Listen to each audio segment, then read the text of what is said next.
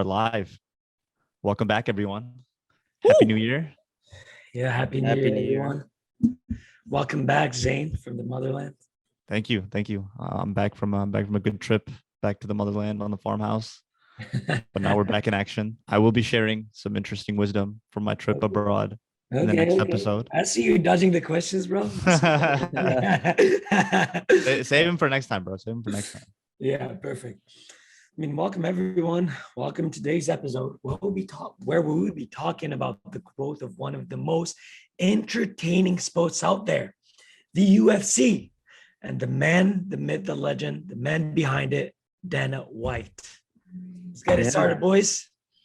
Ollie, What do you guys think of Dana White? Hey man, we were just talking about it. He kind of look like Joe Rogan, maybe because they're both bald. That's what I'm saying. I think like them as Thanos, the bro. same person. Like He looks like Thanos. he does kind of look like Thanos. He does look like Thanos. He does. Yeah, he would be good in Thanos. But yeah, And what do you think? Go I ahead. think Sorry. he's just interesting. Did you guys see him? Yes. He was on the Full Send podcast. Oh yeah. He's Like friends very with- recently, wasn't he? Yeah. Oh, okay. I did not know that. He's But poison. yeah, but what's the first thing that comes into your mind about this man? For you Oh, guys. shit. Damn. I mean, he's one of the few people who got respect from both the entertainment world and also the business world. So people respect him, whether you like him or not. He's someone. He's somebody. He's done some things, crazy stuff. One crazy thing, like kind of a side note, I don't know how the guy stayed in shape while running a business that big. I'm like, what the heck, bro? Like Hey, that's Wait, do we know that he stayed in shape? Is that like yeah, confirmed? bro. Look, I he's mean, big. hey, Because he could just be fat. Like he looks huge, right? But like No, he no, could no, just no, be no. fat. Nah. One thing you know for a fact, maybe he could be like fat, but like he has muscle behind that fat. Like it's just a matter of getting lean, and the guy would be no, like jacked. but as shit. you know what? He's surrounded by really good athletes, right? Like fighters, right? And He is, yeah. inflated ego. So like he's got to be able to pack some muscle, break up fights. And Like stuff. when he talks down to like Conor McGregor and Jose Aldo, like these guys, he's like, I gotta be able to come from a vantage point where I have muscle too. yeah. Especially- I guess that makes sense. That does make Yeah. sense. Especially But yeah. face off. Are you kidding me, bro? Trying to sub like two fighters. Yeah, when he does the thing. In Yeah, the middle, yeah. I'm like, No, I like him. I think he's like a really good entertainer. I always watch, like, sometimes I don't even watch the fights, but I watch those like after fight like press conferences, and he Yeah. gives like the rundown and stuff, and he's just really good at like controlling the crowd and things like that. yeah. So, One thing. so I appreciate what he's built. I was never a UFC fan until like 2-3 years ago. Yeah. But I've kind of gotten into it. I will say I do watch a lot of like the major fights. Absolutely. Who's your favorite fighter, guys? Oh, come on. You come on. Do you not know a Khabib? This is for I'm the Khabib. podcast. This is for the listeners. Ride or die. I'm a Khabib fan. Okay. Of course. I mean, like, you know why? He's one of our people. Khabib and Hamza. Dude, Hamza is nuts. Yeah, Okay. yeah. There's a lot of those Dagestani fighters are like taking over Yeah, the yeah. UFC. Yeah, Bro, they are. next. But so today we're gonna talk about, like you said, Omar, the man, the legend, the myth, right? So let's dive back.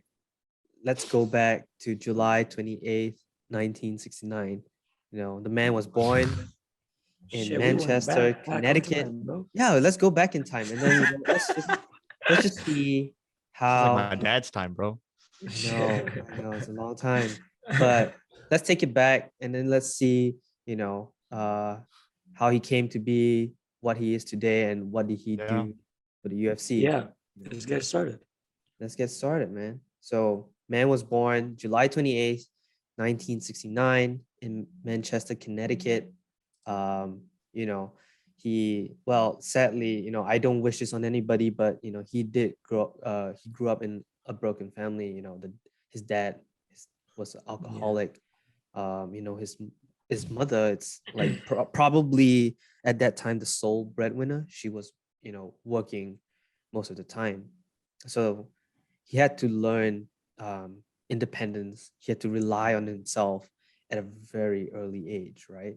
Yeah. We can see some of that right now, like where he is right now, see some of that traits. So, you know, he's like very direct. So I guess maybe he's that's so like, direct. you know what I'm And like, saying? maybe that's why he's also so aggressive, right? Yeah, he is. Maybe that's built from back then. So, you Mhm. know, It's crazy. I don't know. I didn't get that vibe. He's direct, but like I think like people like view him as a really nice person, especially for fighters. And I don't know if you've noticed, like all the fighters like him, they have no issue. They can shit on the sports, they mhm. can shit on certain aspects of the sport, but they just like got mad respect for him. You know, Yeah. all the See, fighters. that's where I disagree with you. I know they have respect for him, but I don't think they see him as like a nice guy. I Yeah. don't like he definitely doesn't have that nice I guy mean, yeah, you can trait. be a You know what nice I'm guy while saying? running. Yeah, you He cannot he be a definitely nice guy while demands running a respect. multi-billion-dollar company. That's what I'm Yeah. saying. Yeah. He demands Yeah, respect yeah. from his fighters and he treats them fairly, but that doesn't mean that Exactly. he's like a nice guy though. Yeah, I view more of as like a rough and tough kind of guy. yeah, yeah. Makes sense. Oh, 100%. So, you know, his childhood while he was in Manchester, Connecticut, you know, he actually spent some time in Las Vegas. He was for high school, he went to Bishop Gorman. He was actually taught by nuns. Um, Very short-lived his high school career in Las Vegas. I'm guessing he went around a lot. And let's just remember this name, Lorenzo Fertitta. Very important name. So let's just remember Lorenzo Fertitta, right? Yeah. But man, he seems like a terror in high school. You know, like every day, bam. You know what he does in high school? He actually like goes around. He would kick in the door, and bam, and it would scare the hell out of the nun that's teaching in the classroom. And it makes like the nun go crazy, right? Because she's like, who kicked the door, right? Who's like disturbing my class? Mm. So he was actually doing everyone a favor, right? Like the nun wasn't gonna make the kids work, but the nun was just so frustrated, and she spent most of the time looking for the culprit. You know, he got away for a while. But you know what? Eventually he was found out because when he kicked down the door, he left one of his shoes. All You they can need, never leave something on the crime scene, bro. Come on. yeah. But all they needed to do was look for the guy with That had one one shoe shoe. missing. It's Right? troublemaker, bro. Regular Troublemaker, troublemaker. right? Sounds familiar. But yeah, so he was expelled after 1 year, and then Shit, bro. That was See, quick. that's harsh to me. Come on, kicking down a door, getting expelled. but hey, I guess he did it enough times. maybe this was ongoing. He's been doing it for so Yeah, long. that's true. Yeah. Yeah, yeah. And But then it's just yeah, he heads back to the east side, and then he finished up school, right? Mm. But and then this is when it starts like, gearing up, right? Like all the, that's when, we start to think about his pre-UFC stuff. So he took on numerous jobs, small jobs. He also went to colleges as well, but he could not make it out like the first semester or something at various colleges, I right? mean, he knew the thing about Dana White, like is that was what's interesting about him is he knew exactly what he wanted to do. He knew he Yeah. wanted to be in the fighting sport world Oh, yeah. earlier on. And like he knew that college was not for him. And that's why he did not want to take it because of that. And like, like Oh, all yeah. that stupid stuff Oh, that 100%. comes with college. And like he But knew it's yeah. But it's so funny because when he talks about it, he talked about it as though like he actually had like an epiphany, right? Like he said this, like when he was working at a hotel, he was like the bellhop, right? He actually had like he said this on numerous platforms. He said that he had an epiphany, and he just knew at that point he wanted to be in the fight business, right? So he quits right there, like no fear, no consequence, just straight up quit, right? Like most, probably people like us, if we quit our job, we're like a little bit insecure, right? Because we want some of that dough, right? Pay the bills. Yeah. Yeah, that's true. Yeah. So in order to better understand the fight business, he works for free under Peter Welch. He was a former Golden Gloves champ. And both of them, they worked together, right? They made a deal, like in Boston. Both of them, they made a deal with the municipal courthouse. They actually secured a place, a basement spot under the courthouse, right? Mm. So they actually turned that barren space into a boxing gym, right? Wait. So I'm confused here. So Dana White doesn't finish college. He's working as a bellhop, right? Like I guess making a very average money. Mhm. And then one day says, like, F this. I really want to be in the fight business. I'm That's leaving. it. And he's like, I can always come back to this bellhop job, right? Yeah, yeah. Now is the time for me to go That's fight. what I wanted to. So Yeah. so he goes off, right? How Mhm. does he meet this Golden Gloves champion? Like, you know what I'm saying? If I go and I'm like, all right, I'm gonna go to the NBA business, like Mhm. I can't just quit my job and then go meet LeBron James. And Of like, course. you know what I'm saying? Like, how does So, that happen? I maybe there wasn't information about this, but the key thing was he was willing to work for free under this champ, right? Mm, This Peter Welch, so he could learn everything about him, like coaching, yeah. management style So he from links this with Peter man. Welch. Yeah. Yeah. So when they both started out, they started out this gym. They did everything together, right? They painted the joint, they secured a ring, they locked up gear that wasn't worth locking up inside a storage room. But they really did great things for the community, as when they started, right? And Dana, he was he was poor. He knew about kids being on the street, and all he wanted to do was to get them off the street, right? So he started this program to get kids off the street with Peter Welch. So he would actually train kids, spar with them, and he just knew that he wanted to help, and he knew that there was a better life for kids, instead of being on the streets, right? Absolutely. One thing that I found super interesting, like in that transition between like his job and everything, Yeah. was like he talked about it in one of his interviews, and he said like that was killing him. His job was like literally killing him. Yeah. And that was like that one day. Of course, like it doesn't happen in one day, but like one day he was like, I'm done. You know what? Like, screw this. I'm just gonna pursue my dreams because guess what? This job is gonna be here. And he talked to one of his colleagues or his manager at that time. Yeah. He was friends with and still friends with right now. And he told me, he's like, yeah, I'm just gonna do this, right? I'm just gonna go and basically be in the fighting world. I know I'm gonna have an impact. I know I'm gonna do something great, but I cannot do something great while sitting here. Yeah. And literally, his friend who knew him left at him. But still, it's just like it just shows you that level of dedication where like he barely has any job. It's not a secure job. It's not scalable. Cannot basically afford for his lifestyle or pay for his bills or get a house or anything. Guess what he does? Not makes it worse, but takes a bigger risk. It just shows you that he knows what he's doing. It's just a matter of time to figure out exactly how he's going to coordinate his plan. So, so that's why when we talk about like the gym and the sparring and how he worked for free and everything, it was not by luck, but it was all like a part of his plan.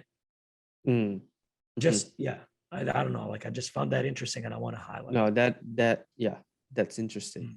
But like doing it for free, doing it under a municipal house, you got to pay the bills, right? And exactly. you know what? Yeah, And he was they were teaching the kids, and they weren't making money from that.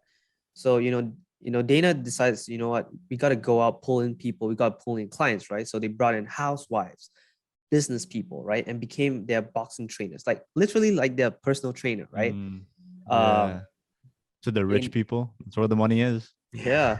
And then to get more dough, he went out to the health clubs, just started teaching boxing classes, right, in Boston. But sometimes luck was going, things was going well for him. He was doing well. He lucked out. But then you guys heard about the mafia story? Yeah. Go ahead. So he was actually teaching in I think the Boston Athletic Club. And I don't know if you guys saw the movie Black Mass, right? Johnny Depp was in it.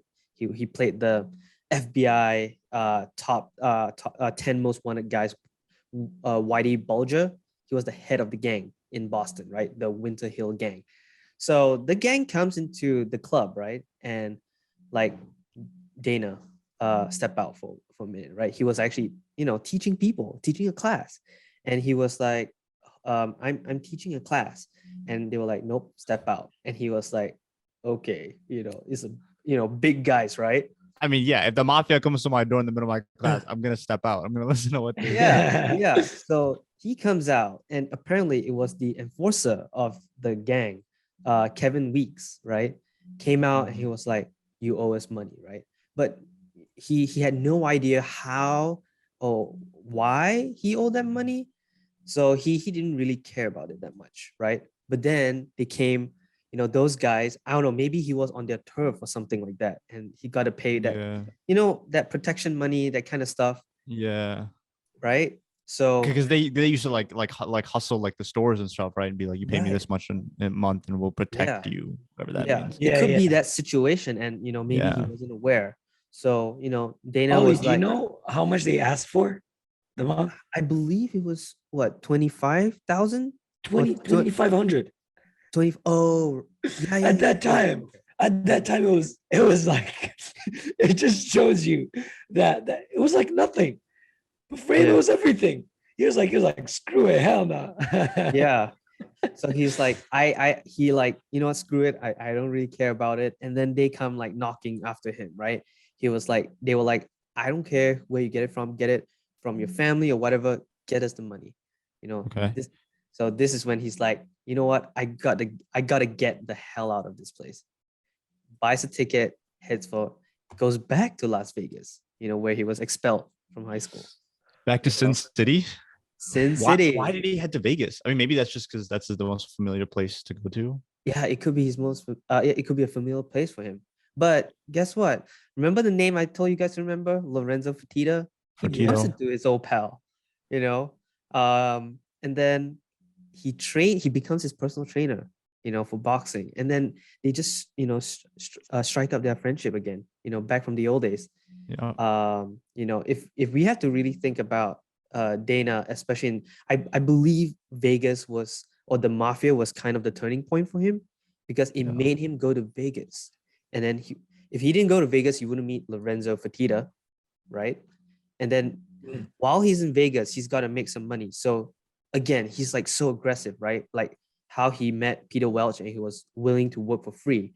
He shows up at Floyd Money Mayweather's gym, right? Before he was famous, right? And Stroke of luck on that. That's crazy. You can't call it luck, bro, or you can call it like the guy grinded to get well, there. so that's the thing, like luck in terms of like he forced the luck. Exactly. Yes. He forced the luck. Exactly. I mean, like you got the mob, you're just working for free, you're barely paying any bills, you're not going anywhere. The vision you had in mind is not being built. What am I doing? You just force the luck. You just continues to be persistent until he forces it. Actually, yeah, that was well said. Yeah, that's exactly what I was trying to get to. It's I mean, if people didn't know this, but Floyd and Dana, they go back more than 2 decades. People, I don't know if people knew that, but Dana shows up at Floyd's gym, and he's going to be the trainer / manager over there. He even starts his own boxing apparel brand, Bullen Baser, right? And Bullenbizer, yeah. Bullenbizer, yes, correct. And if people go back to see Floyd's first professional fight, Floyd is wearing it. He's wearing his homeboy's apparel. He wore that brand for Dana. So Dana basically made merch before it was cool to make merch. Yes. Before merch became trendy now. I know. But yeah, so he was personal trainers for Mark Wahlberg as well. But you know what? Let's go back again.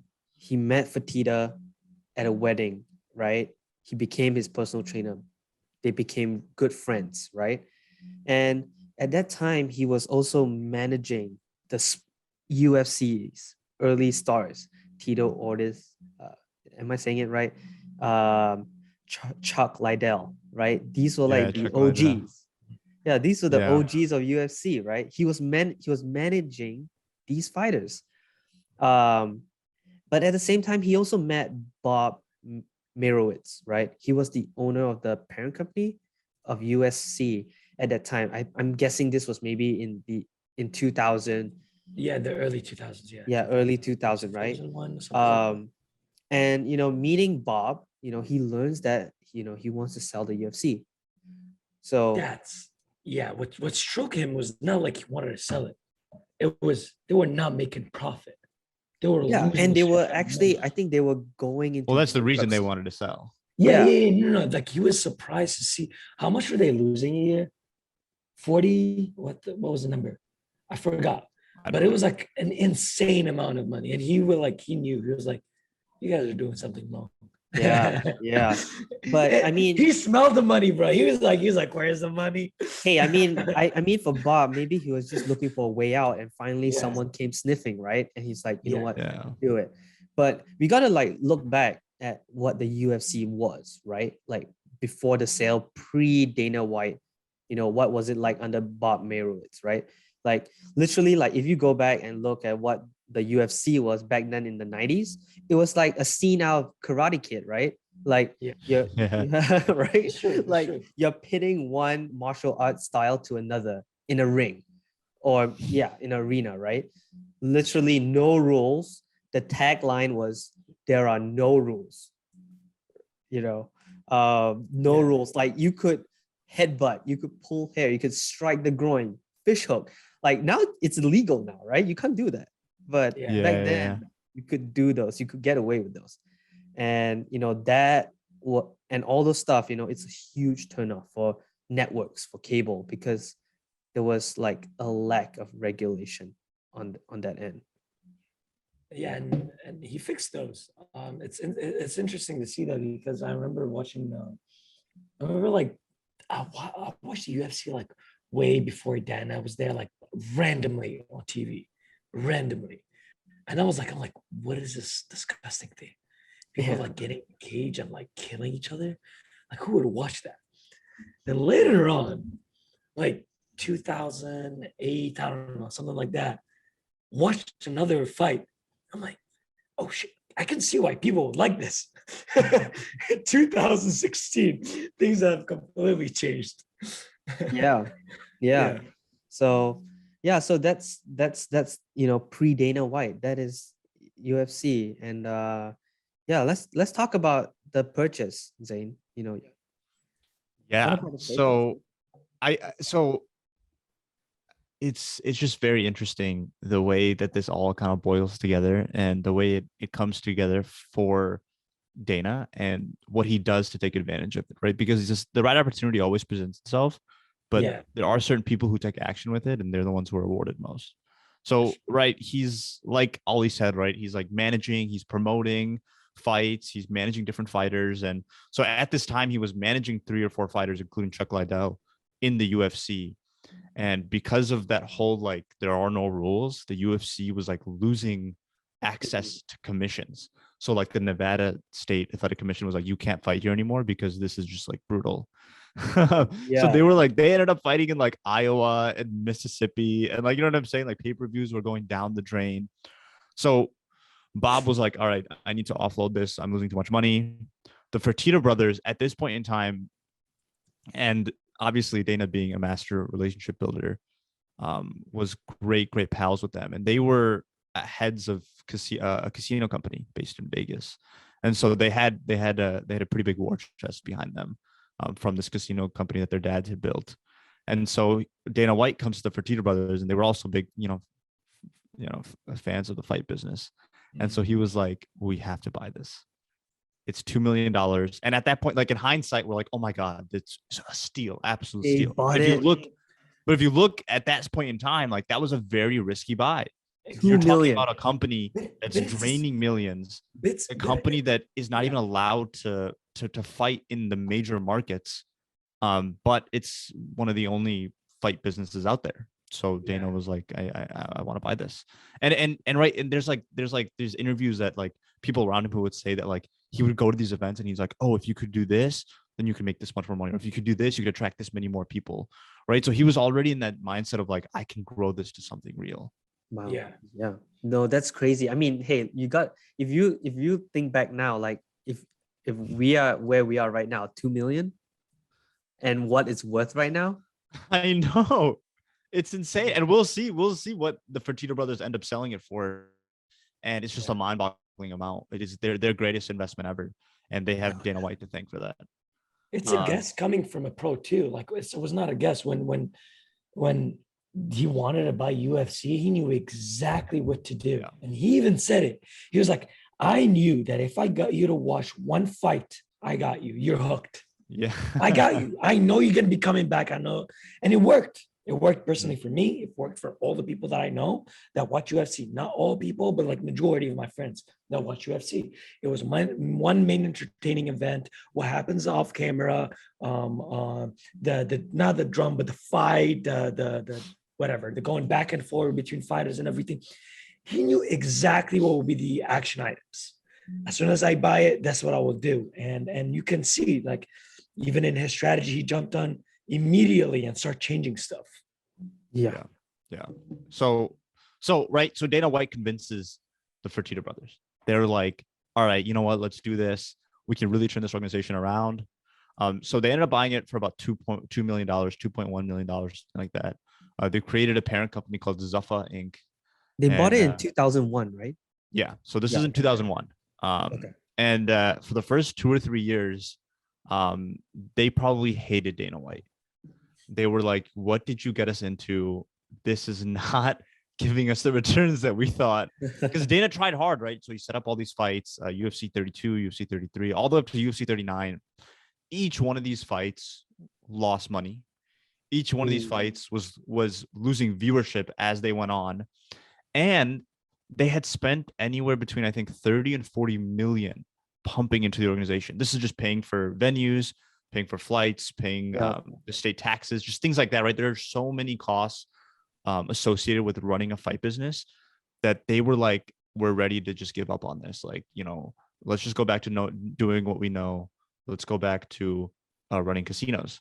And so they call up Dana White. And this is I think late 2004, Lorenzo calls up Dana White and he's like, we're ready to give up on you. And of course, Dana White takes that and he's like, no. He's like, no, I can't. You can't give up on my dream now. Give me 5 or 6 days and let me get back to you. So they give Dana White some time. He comes back to them with a really weird pitch. Do you guys know what he came back to them with? What was his pitch to save UFC? No, I don't know. It's like the only thing they have in common with the Kardashians. Oh, a reality show? Yes. No way. A reality show. He's like, bro, imagine the NBA and like the commissioner of the NBA coming to you and be like, you know how we're gonna save the NBA? We're gonna turn it into a reality show. Like that just sounds so weird and so funny to me. And well, it's just like he's an entertainer, right? At the end of the day, he's an entertainer, and he was like, "This is how people will get hooked." Because he knew, he was like, "I know people will want to watch this. They just need to get exposed to it." So Dana White tells them, for a small investment of like 7 to 10 million, I think somewhere around there, we can launch the Ultimate Fighter reality show, and this becomes his new like Trojan horse. He's like, "This is what's gonna skyrocket us right into the mainstream." And so he scrambles to do this, right? And while doing this, he comes up with the whole script, right? They get the cast together, and essentially what the premise of the show is basically there's like 2 opposing teams, both filled with like young fighters who want to be the next champion, and they're coached by these UFC champions, right? And the show would take you kind of behind the competition, which is like kind of like a bracket style event. And cameras were installed everywhere, and it took you through like the training, the battles, the drama, everything that happened in the locker room, right? Everything that kind of ensues in a competition. And I will say many of these contestants go on to be very successful fighters. I was about to say, yeah. And we'll hear some of these names. I won't say them yet, but later on we will hear their names. But what's interesting is when they first came up with this, Dana took this and went to all the networks, right? He went to Fox, he went to Disney, he went to Warner Brothers, like he went everywhere. He could not convince any network to take the contract, even for like free. He's like, shit. He's like, you don't even have to pay me. I'll give it to you. Just televise it. The only company, the only network that signed him up was Spike TV. And I don't know. Do you guys remember what Spike TV was known for back then? Never even heard of it. I've never heard of Spike. it. So Spike TV is like, it's like out there content, right? Like Yeah. very out there, very traditional. Like it targets males very, very heavily. And so Right. WWE was the headliner show for Spike TV that generated most of its viewership. So think about, like, you know what I'm saying? Like Dwayne The Rock Johnson back when he was like in his wrestling days. Yeah. Stuff like that, right? So they ended up signing them for a no fee contract, meaning UFC didn't even get paid for this. Yeah. The Ultimate Fighter debuted right after Monday Night Raw, which is like one of the big WWE events in 2005. Right. And usually, like, this is super late night, right? So this is like at 10 p.m.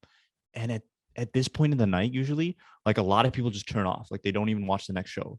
But what's spectacular about this is by the third episode of Ultimate Fighter, over 60% of viewers who watched Monday Night Raw were retained to watch the Ultimate Fighter, which was like absolutely unheard of at that point in time, right? So like Dana White, he says, he's like, by the third episode, I knew this was a hit.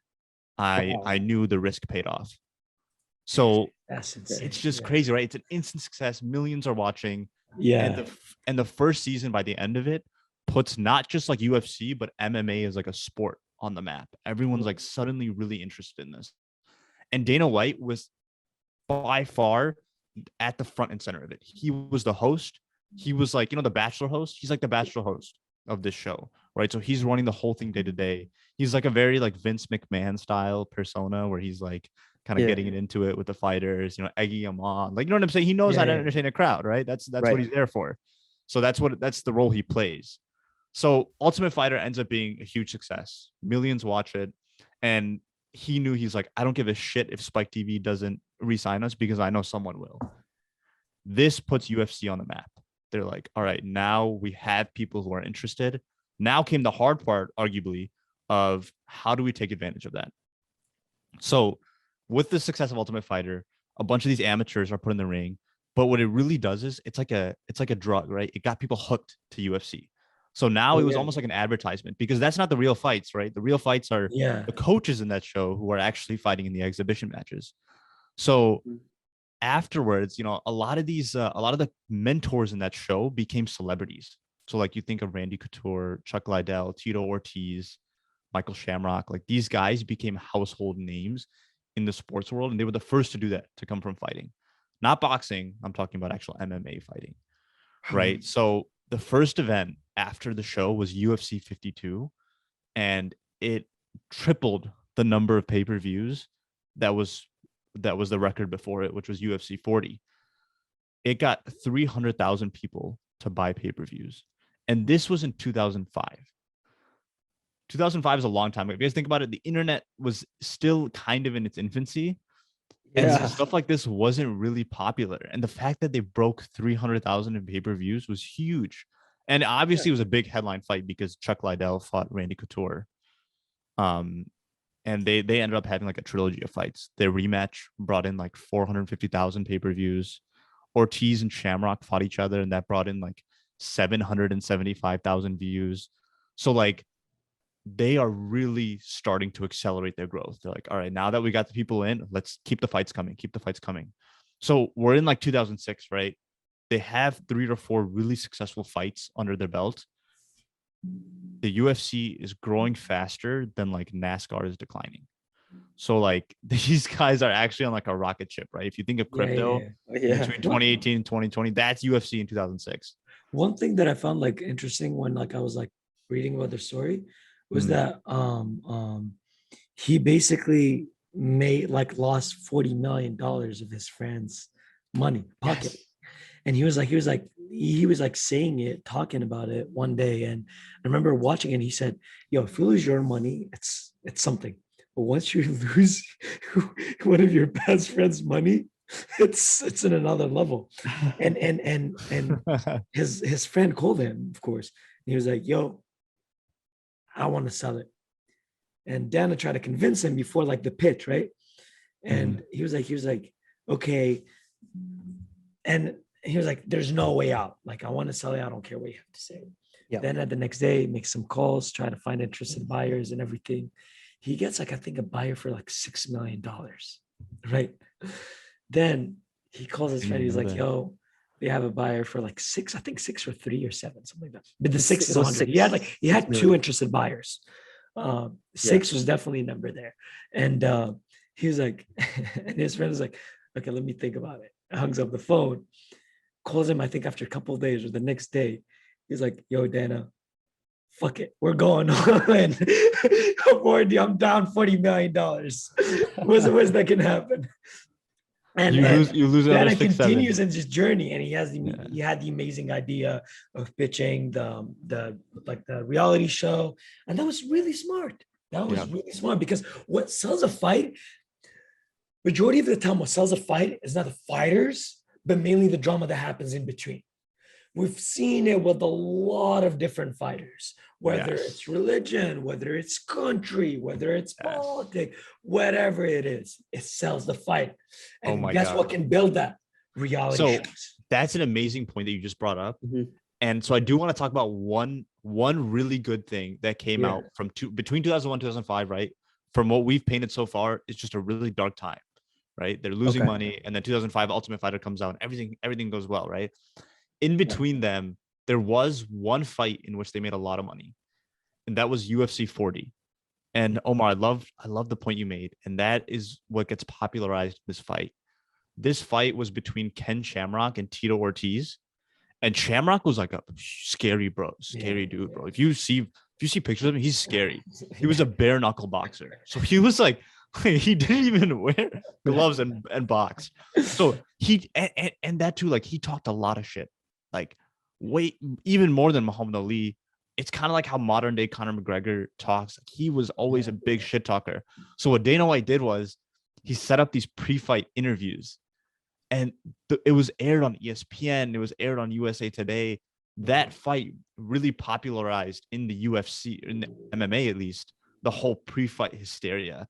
And that's like almost like a mainstay of fights today, right? Like, of this whole pre-fight conference, that happens. It is insane, because like people give like Dana White a lot of shit because, like, how he loves his Conor McGregor. He does.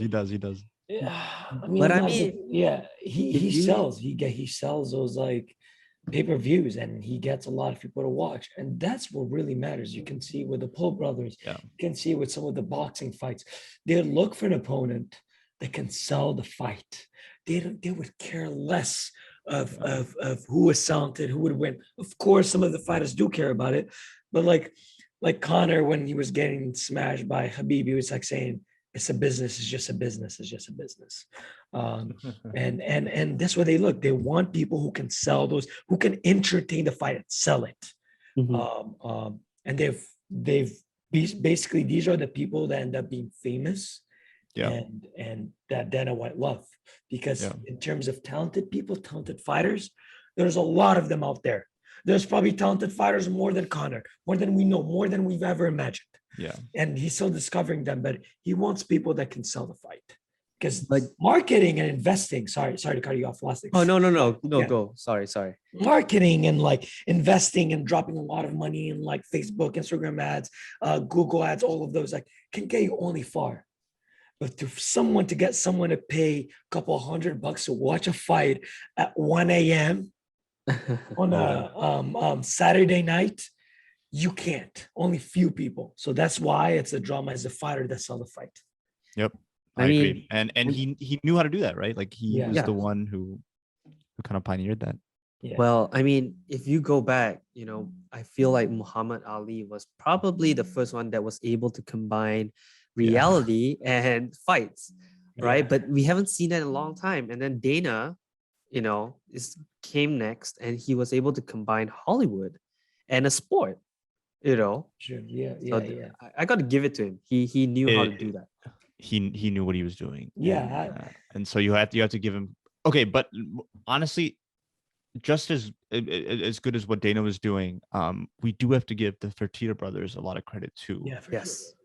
Because now in 2006, right, hot on the heels of the success of the Ultimate Fighter, they have 3 fights that all broke records, right? So they're kind of on the way up. It's also a battle to kind of retain control and control the growth in a way that's good for the organization. Because egos start to flare up between the fighters, as things start to become bigger and bigger, more problems, obviously arise. Yeah. So Fertitta makes a couple of genius business moves in this era. So now that they actually kind of have a war chest, they're grossing tens and hundreds of millions of dollars a year. He targeted two things that would prevent the UFC from falling back into obscurity. Because if you remember back in the 90s, what actually made them fall into obscurity? Two major things. One is legal issues with fighting. Yes. Right. So those no rules. A lot of these commissions would just stop and not let them fight. Yeah. He made a pretty good move here. In 2006, he hired the former executive director of the Nevada Athletic Commission, Mark Ratner. And Mark Ratner still plays an important role. He became the VP of Regulatory Affairs.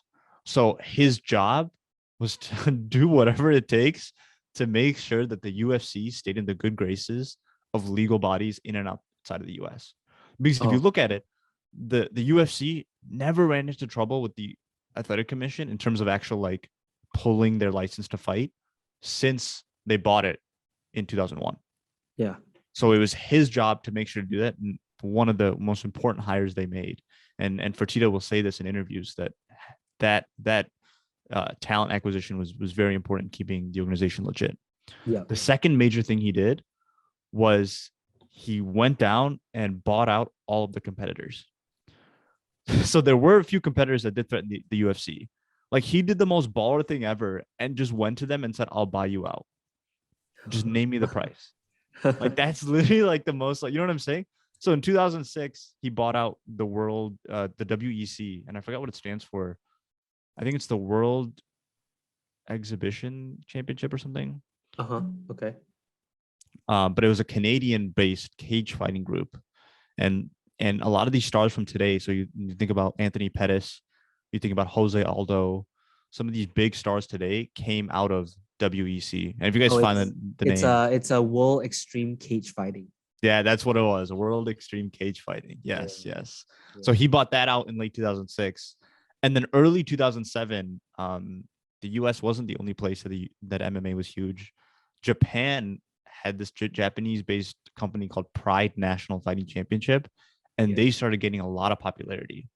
And so UFC ended up buying them out as well and folding them into the UFC brand. And then later in 2011, they bought Strikeforce, which was a big Spike TV response to the UFC.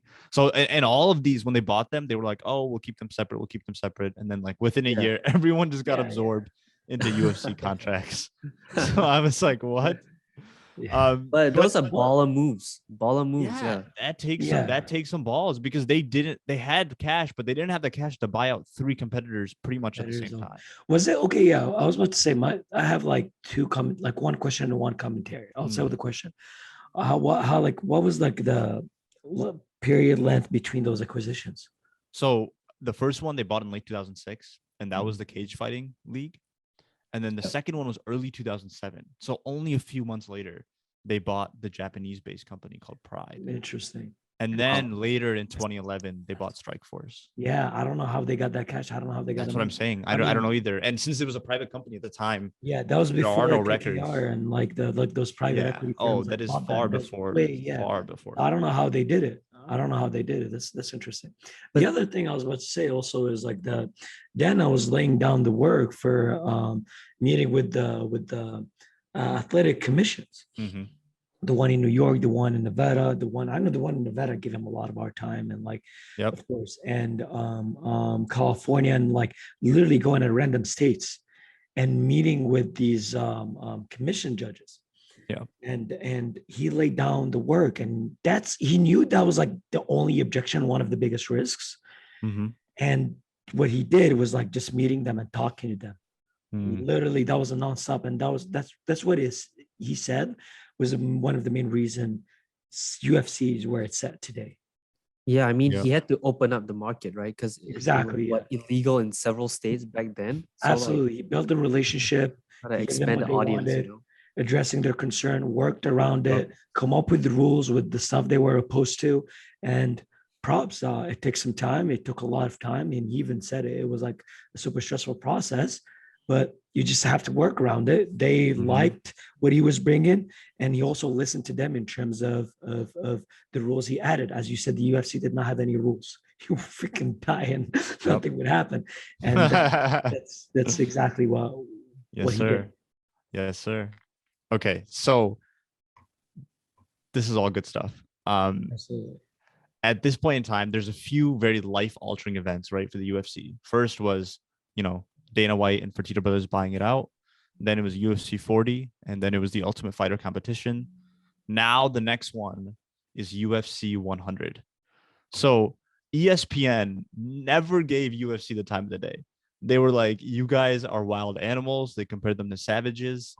They were like, we're never going to do business with you until UFC started making money. And then ESPN comes crawling back saying, let's do this. So ESPN never paid, even after the Ultimate Fighter competition, they never really covered UFC until UFC 100. Zing, and UFC 100 years. 18 years. Dana was begging it for 18 years. A meeting, a conversation, emails, nothing, zero, no response. Well, to them, right? They're like the ultimate, right? They're like, we own the sports world. Exactly. Okay, fair enough. You can think that, but they didn't even give them attention. Yeah. Well, I mean, like, didn't write an article about them. If you get big enough in anything, right, you will attract their attention. So UFC 100, ESPN at this point, ESPN and UFC don't even have a contract. They have nothing. But ESPN starts covering it. Like, they start interviewing the fighters. They start reaching out to the promoters. They're like, oh, we want to cover this event. We want to do coverage of it, talk about it on our talk shows, things like that. And so UFC 100 became a very foundational event that took UFC to another kind of dizzying height. Yeah. So it's 2009 now. They're fresh off their major acquisitions. ESPN puts Brock Lesnar on their cover in 2009, which is unheard of for a MMA fighter. But it's Brock Lesnar versus Frank Mir in 2009. Do you guys remember who won? No. I don't either. I did not put that in my notes, but that is the headliner of the fight. I thought you knew already. I know. George St. Pierre is also on the card. He goes on to become arguably one of the greatest UFC fighters of all time.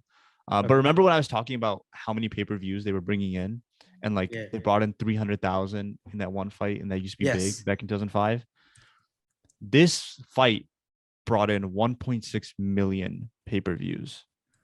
Brock Lesnar versus Frank Mir, and that is absolutely unheard of. We're getting to like boxing level numbers now, where they're not used to MMA bringing this kind of money. So look out boxing. Right. It just becomes crazy. And at this point in time, people stop referring to it as MMA.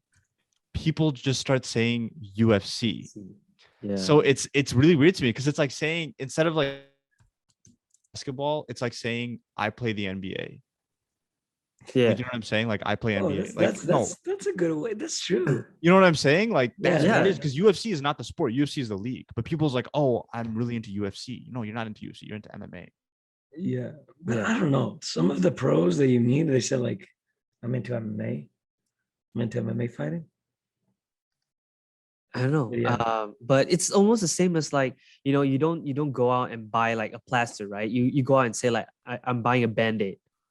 Yeah. It's all marketing. That's what it is. Yeah. And they've done it. It shows you the dominance they have. It's a household name now. My thing is that boxing as a fight will always be there, but they gonna get destroyed by UFC. Long term, they're gonna get destroyed. UFC as a art, as a sport, would always be there, because like a boxer could not be an MMA fighter, and an MMA fighter depends on his style.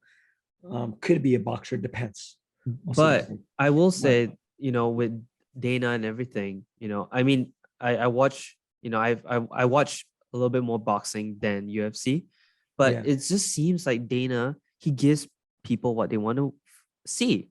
Do you remember the Floyd Mayweather and Manny Pacquiao? It took so many years for them to fight, and they were past their prime. Yeah. Dana actually sets up the fight as people want. Yeah. He's known for being quick. Literally within like 24 hours, he would say like literally making a statement like, yeah, we're talking with this fighter, we're trying to make it happen, and see, and like real quick, real quick. And that's true. You're absolutely right. That's a big point. That's a big point. Yeah. Yeah, it's Yeah. super interesting. Absolutely crazy. I mean, also, I don't know, like in terms of the future growth of UFC, it's also something they got to consider and look at. Well, yeah. I mean, there's a lot to go in even Yeah, before we get normal point, right? So UFC is pretty big at this point, right? Yeah. And so the again they come to ESPN, and instead of begging ESPN for a contract in 2011, they kind of give a big fu to Disney, and they sign a 7-year deal with Fox. And they were like, you guys have exclusive broadcasting rights to the UFC. I don't even know, what do you think the number could be that they agreed upon? It has to be, I don't want to say anything. I mean, Yeah. at that point in time, it wasn't public information, and it still isn't, but it's got to be in the hundreds of millions, I'm assuming. Yeah. Like they regularly, I think so, all UFC fights were broadcast on Fox. they committed. I think they committed $1.5 billion over the period of 5 years. Yeah, maybe I don't know. It was a lot. Yeah, but that's what I like. Basically, I have on my notes. okay, yeah, maybe they did. But this kind of marked the official UFC is now mainstream, because after this, a lot of their fights, most of their fights, were regularly drawing in millions of viewers. Some of their high profile fights were even getting up to 9 to 10 million. So now you're looking at a sport that's comparable to hockey, to baseball, to basketball. And so people started paying attention. So Yeah. not even that, UFC kind of goes on to launch the careers of some megastars, right? You think John Jones, Conor McGregor, Nick Diaz, Khabib, George St. Pierre. These guys are like the Chuck Liddells of today, and they are a whole lot more famous now than they would have been in like 2000. Well, I mean, if you ask me, like, I wasn't really into the UFC, but Conor McGregor was the one that pulled me in. Him and his personality, his antics. Wow. Yes. He's a joke, bro. He's well, that's what I'm saying. Like, you figures like that, you know what I'm saying, wouldn't be possible in 2000s version of UFC. Yeah, you need to have the platform, and they gave that to them. Like, my mom is a fan of Khabib. She's only a fan of Khabib because he's Muslim, but she's still like you know what I'm saying? Like, she's like, yeah. Have you seen Khabib's new fight? I'm like, come on, you're really into fighting? There's no way you're actually into fighting. I mean, bro, like, it's insane. I don't think there's any other fight besides like Muhammad Ali and that generation of like that period of time. Mm-hmm. We haven't seen any fight that got everyone's attention. I remember my friends from Europe, my friends from Africa, my friends from the Middle East, all texting me, telling me about like the Khabib McGregor fight. And guess what? They all have in common. Like, they're all Muslim. Yeah. So like, and they were like, yo, this fight, oh my God, can we watch it live? Okay, let's get on a FaceTime call and watch it together and everything, and this and this and that. Yeah. I'm like, bro, chill. I never knew you were into fighting. Nothing like religion to bring everyone to one side. It was, dude, like everyone, literally everyone. So what's funny is that fight in particular is actually UFC's biggest fight ever. Yeah. Khabib versus McGregor generated a whopping 2.5 million pay-per-views. And the only fights that are bigger than that are the Mayweather-Pacquiao fight, which is the highest grossing of all time, and the McGregor-Mayweather fight, which was also a boxing match. Man, that had a lot of marketing and a lot of hype. That had so much with it. Yeah. So those two boxing matches, right? Money Mayweather kind of dominates the polls, but he's the top two. Third is the UFC fight between Khabib and McGregor. Okay. Yeah. And as a UFC event, that's just pretty insane, because coming from Obscurity in 2001 to top of the pay-per-view tables in 2017, 2018 is pretty insane. They go on, they expand internationally. They sell, fully UFC licensed products, merch. They had their own gym line now. And they started UFC women's events, which has taken Oh, on a life of its fantastic. own. Yeah. Yeah. So they ended up selling the Fertitta brothers ended up selling in 2016 to a group of private equity investors for Okay. 4.03, I think, $billion. Wow. Worth the investment. I know. So And worth what's it. crazy is that Dana White never really had an actual stake in it, but he was awarded a 9% stake in the business after the sale was completed. So he's I don't always know, maybe, getting like 9% of the profits most of the yeah. time. So every Wow. year he gets Wow. 9% of whatever the UFC makes, which is insane, right? Like he doesn't have to work for the rest of his life. He's I mean, once you do that and you make those moves, it's not about like the money. Of course, oh, it is about the money, 100%. but like I know, like if it's about the money, would have like stopped a while ago. Yeah. It's just, bro. He has a way bigger mission. Oh Yeah. my god, especially looking at their current moves and whatever they're doing now for their like strategy work for the Yep. next 10 to 15 years. It's insane. It's Yep. insane. So okay, so now that they've established themselves Yeah. as this fighting behemoth, right? And Dana White is arguably one of the biggest success stories in the fight world in the 21st century. Yeah. Where is it going next? I mean, yeah, that's a good question. And the UFC did a good job at establishing like a pretty simple but like smart strategy in terms of their growth and like it being more of a global like fight and sports. So they're targeting either getting talents from and fighters from different parts of the world, Mhm. and or or and both at the same time expanding their live events to different countries like the Yeah. UAE, we've seen in Dubai, Mhm. Australia, and Yep. many other fights that are going to happen internationally now. And also in terms of targeting fighters, what they're trying to do here, they have a couple of KPIs and metrics they evaluate in terms of knowing if we need to bring that fighter or do we need to focus in that country. And like those Mhm. KPIs are basically economic viability, TV rating for UFC events, social media analytics, and Mhm. also the martial art culture within that country. All of these like KPIs and metrics are used to measure if it's kind of worth the investment or not. And Mhm. you kind of see it as well in Africa, where the UFC have gotten 3 African fighters, Yeah. one from Cameroon and two from Nigeria that I'll dive more in details after. But for example, I'd love to give an example of this strategy was they based it in 2010. So in 2010, UFC had like UFC 110 that was held in Sydney. Basically, it got sold out real quick. The UFC saw that and they were like, dude, that's an opportunity of gold.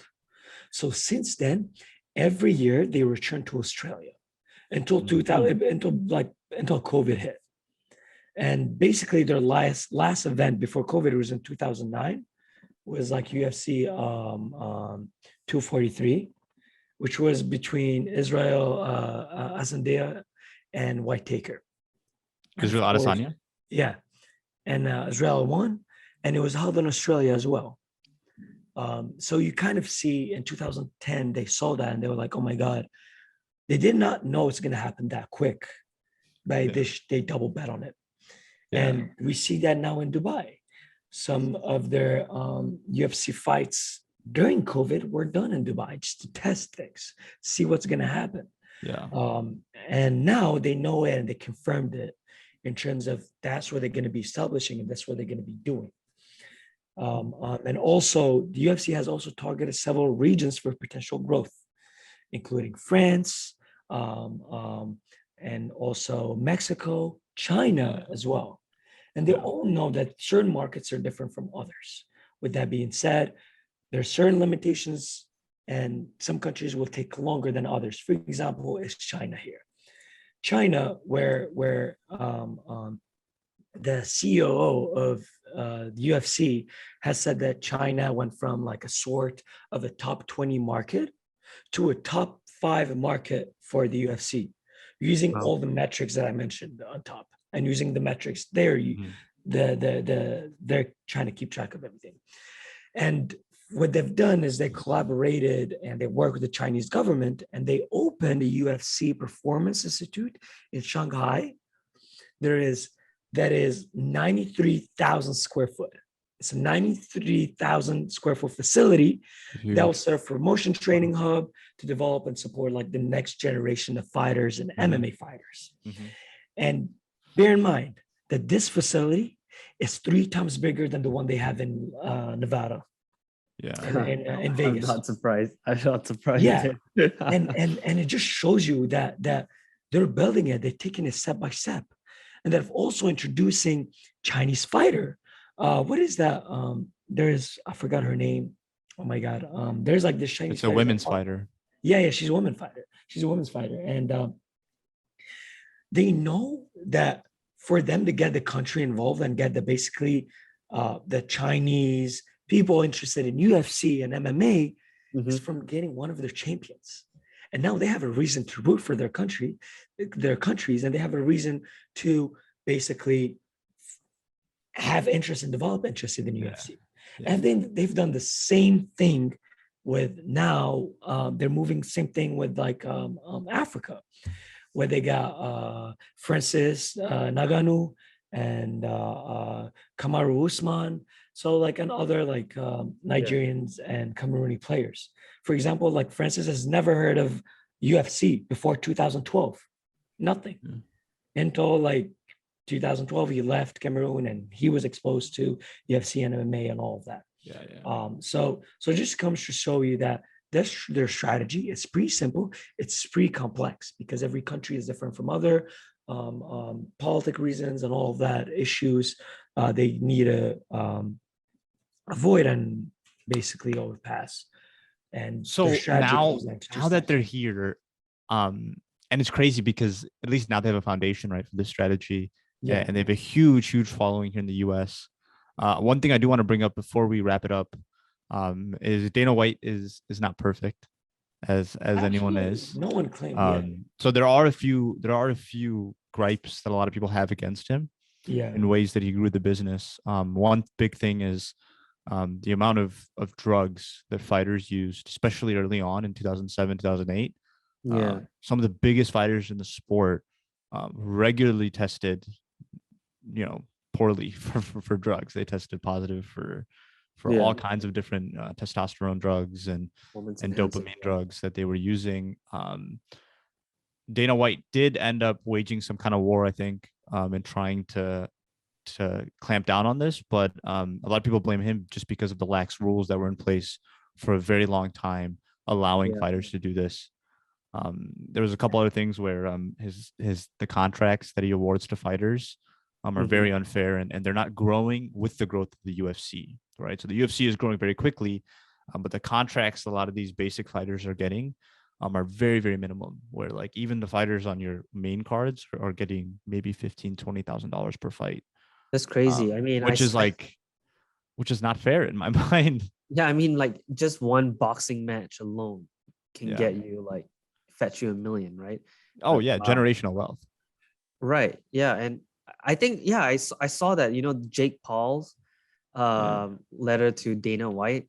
That shit is so funny. It is wild, but when I saw he wrote that note to Dana White, it's out in public, right? He highlighted like, exactly what you're saying, like low payouts, the contract was bad, not following the growth of UFC, like head injuries, the NFL is like, taking a lot of steps towards like preventing like brain injuries, head injuries, right? But the UFC aren't taking that steps too, or maybe there is, but not enough, right? So I mean, but to me also, like, the risk does sometimes come down to the fighter. It does come with it. If I'm a fighter, you're here for a good time, not a long time. Like, you know what I'm saying? Like come on, like you're getting in a rig where someone's beating the shit out of you. Like, you can regulate it up to a certain point, but I agree with you that there are things that him and the UFC could be working on.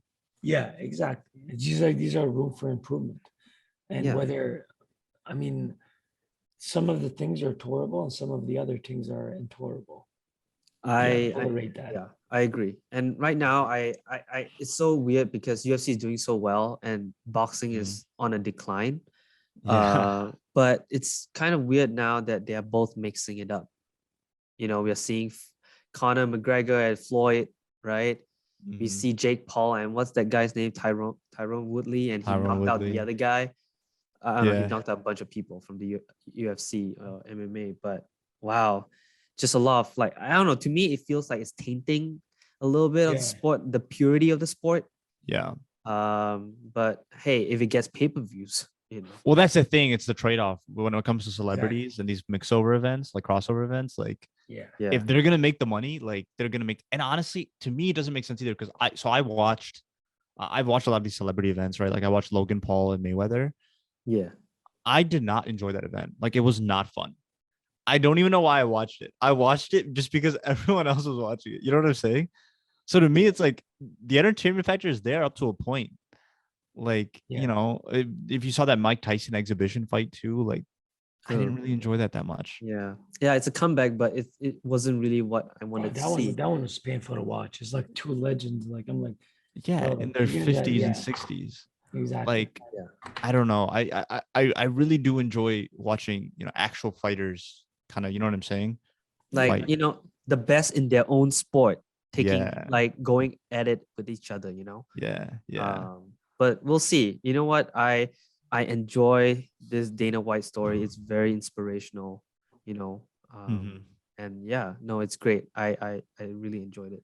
One last question for you guys before we end things off. Boom, go for it. When and or if and when do you think the UFC will ever overtake a big league like the NBA? Oh, okay. NBA. Wow. I got my hot take on it, but we'll let the fans decide. It's such a generational thing. It's so hard to overtake that. I don't know. It's gonna take With the strategy they currently have, it's gonna happen, inevitable. Like it's just. I don't think it will.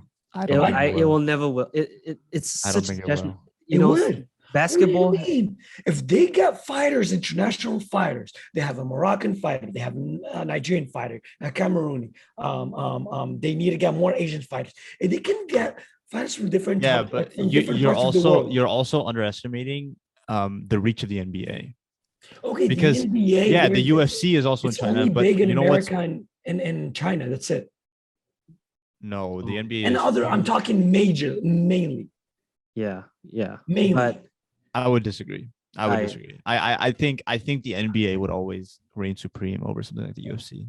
hey, but I mean, I don't know. The NBA is the NBA. if the NBA need pay-per-views, they could just fight more. Just fight more. Answering your question, 7 years. I'll give 7 years. No. 7 years is not a long time. Well, we're gonna hold you to that. And in 7 years, we're gonna look back on this, and either you're gonna look like a dumbass or you're gonna look like a genius. Yeah, 7 to 10 years. I mean, it all depends. It all depends how well they do, how well they follow up on the strategy. I'm not gonna lie, on a serious note. It all depends how they follow up on their strategy. Yeah. And we'll see. I mean, look, I think strategy or no strategy, when it comes to the growth, so on a scale like this, it happens organically, I think. And we'll see if they do that. Well, thank everyone for coming along. I think that's where we'll wrap it up today. Tune in next week for some interesting topics that we'll be talking on. And subscribe.